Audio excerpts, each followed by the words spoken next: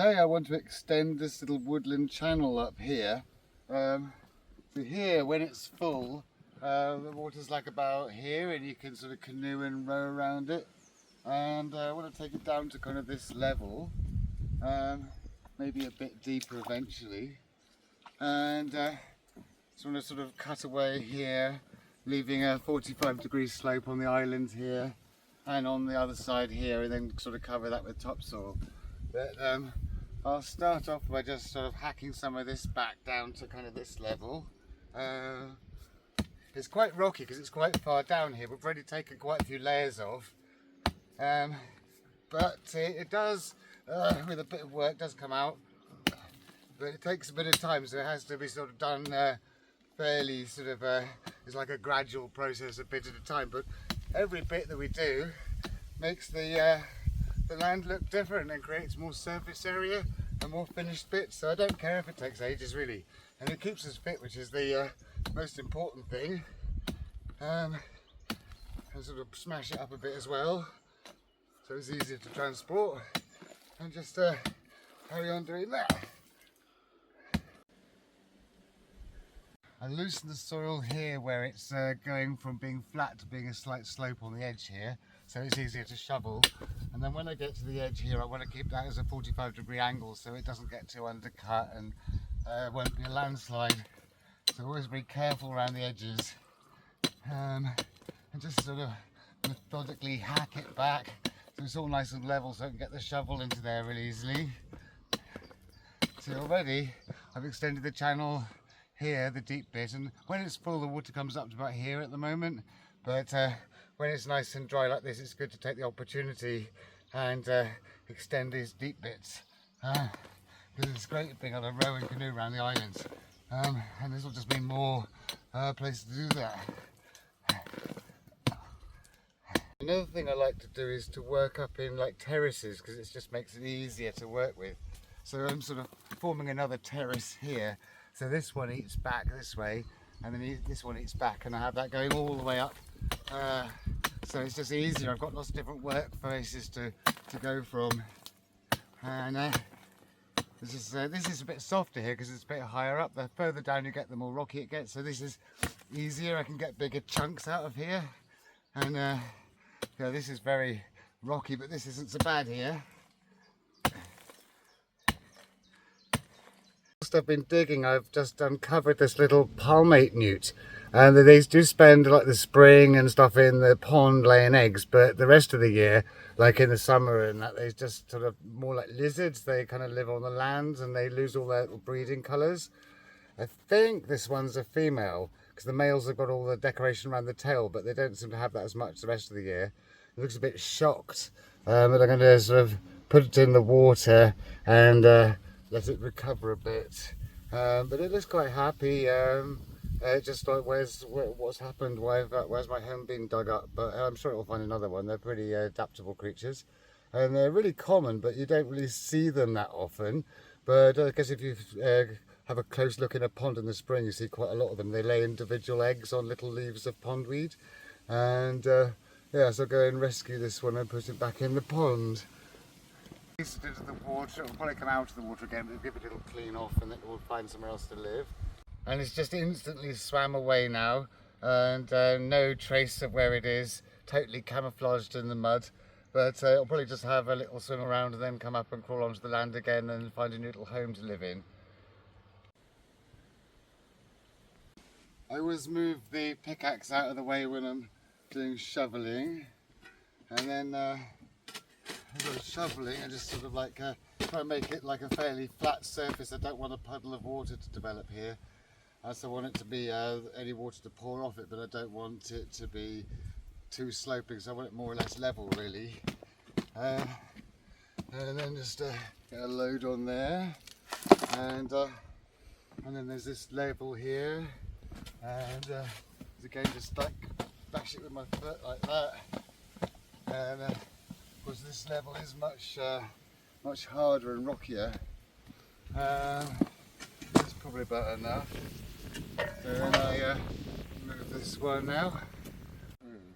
Sort of go backwards with it to here, and then got a little like a ledge here, so I get the back bits over there and put it back like that. Little ledge here, to again get the back bits over it and move it around, and then reverse a bit, and we're off.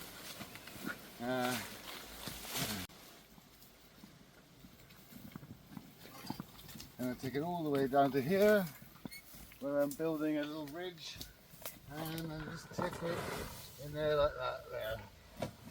And then back to get another one.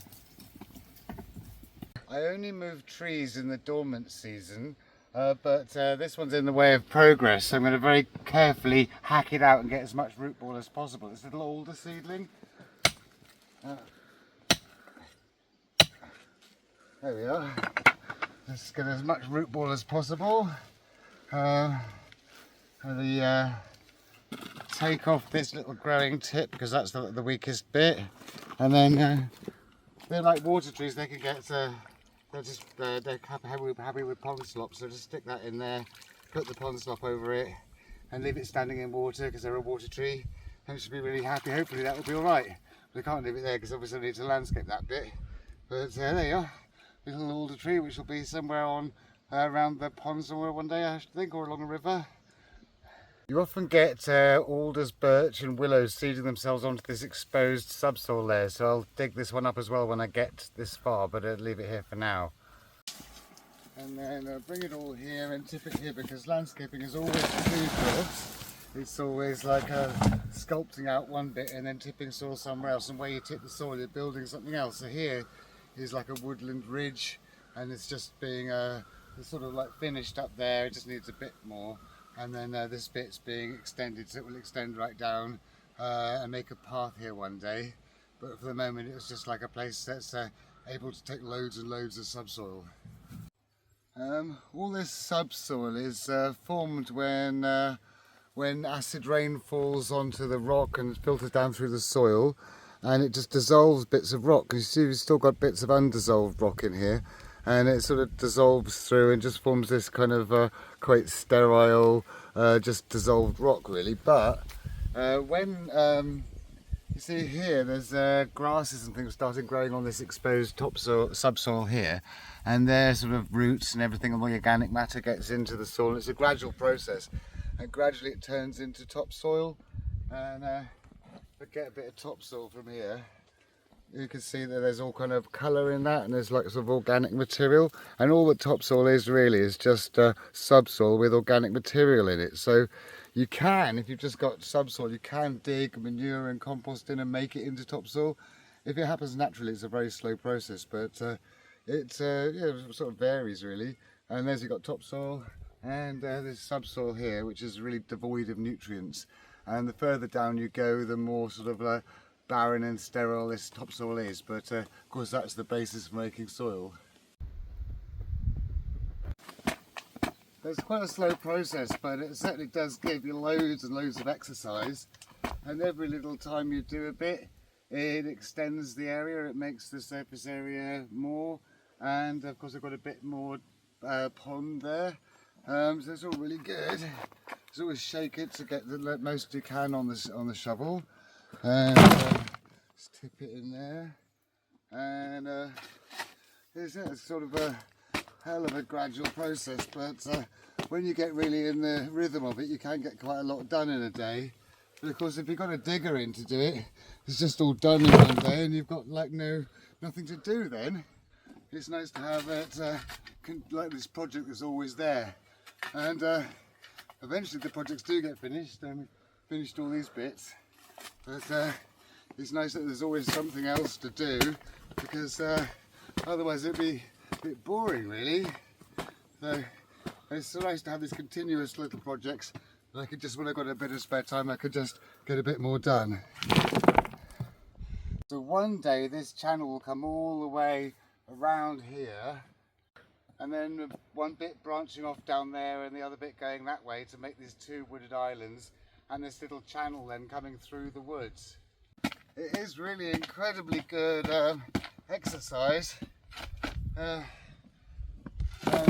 when it's wet, we use buckets to transport the mud, because you sort of sink in mud otherwise. But when it's nice and dry like this, you can use the wheelbarrow and transport a hell of a lot more soil in one time. Yeah,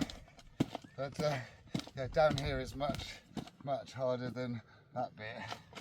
And you see all different coloration in this subsoil. Little orangey bits where there's a bit of metal, and then these more clayey bits here, but it is all clay, and then the old lumber rock. Here I don't usually find very many big rocks at all. Different places differ a lot to how many rocks there are in the soil, and here it's just nearly all clay.